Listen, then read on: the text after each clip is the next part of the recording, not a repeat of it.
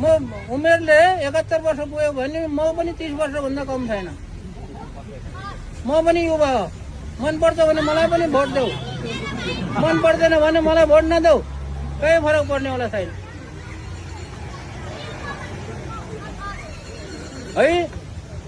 म आएर चाहिँ सबैलाई रातारात नेपाललाई सिङ्गापुर बनाइदिने पनि होइन, प्रयास हो। मेरो प्रयास के हुन्छ भने युवाहरूलाई सम्झाइ बुझाइ गर्ने।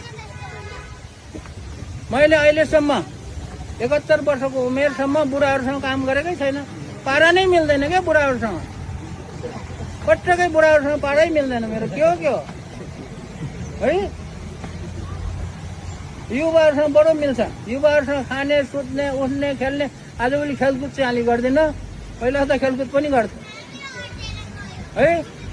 त्यस कारणले युवाहरू अगाडि आउनुपर्छ, युवाहरूले ढङ्ग ल्याउनुपर्छ भनेर मैले मेरो फेसबुक हेर्नेवाला थाहा होला, बेला बेलामा युवाहरूले ढङ्ग ल्याउनुपर्छ। ढङ्ग ल्याएन भने तिम्रो पनि ट्वा पर्छ भन्न मैले भनिरहेको छु।